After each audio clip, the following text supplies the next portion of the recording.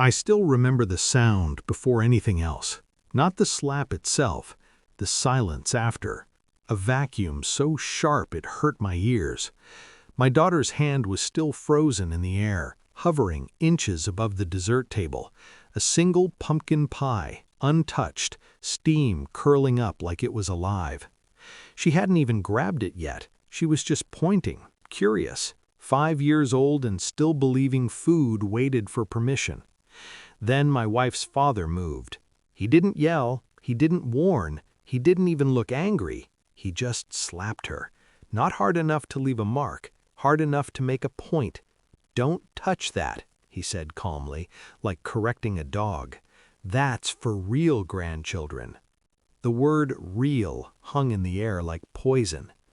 My daughter didn't cry at first. She just looked at her hand, then at me, confused, like she was waiting for me to explain what she'd done wrong. Across the table, my wife looked away. That was the moment something in me went very quiet. I didn't shout, I didn't stand up, I didn't touch him. I took a breath, slow, measured, because rage is loud, and I needed silence. I had married into this family knowing exactly who they were. Her father, Harold, was a man who believed bloodlines were balance sheets. He'd built a regional construction empire from nothing and made sure everyone knew it. Money was his language, control was his religion. From the beginning, he made it clear my daughter wasn't his. She was from my first marriage. Her mother had died when she was 2. I carried that grief quietly, like a folded knife in my pocket. I didn't talk about it much. I didn't need to. Harold saw the girl and saw inconvenience. "She's temporary," he once said to my wife, not realizing I was in the hallway. "You'll have real kids." I should have walked then, but love has a way of convincing you that patience is strength. My wife, Emily, used to apologize for him. "He's old-fashioned, he doesn't mean it, he'll come around." He never did. Thanksgiving was his stage, his house, his rules. Long table, white linens, crystal glasses, family photos lining the walls like trophies, generations of real people.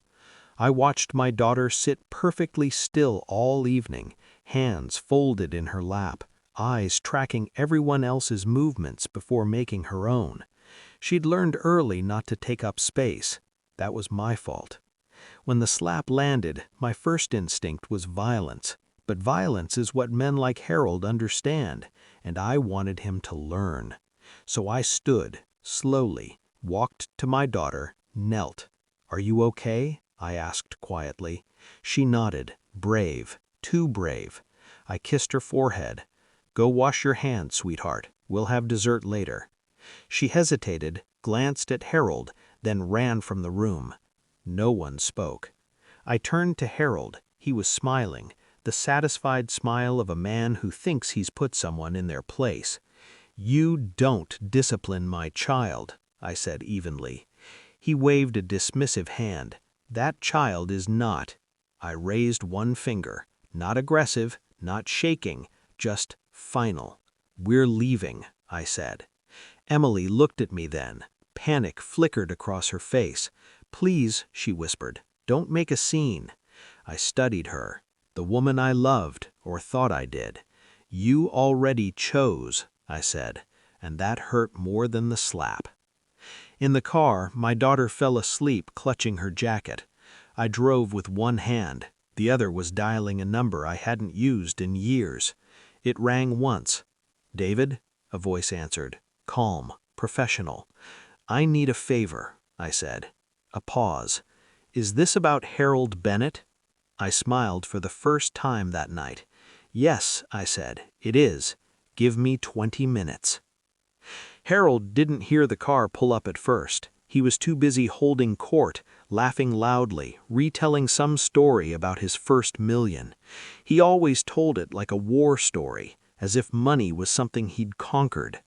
The knock at the door cut him off mid-sentence, sharp, confident, unapologetic. Harold frowned. Who the hell? His wife opened the door and froze.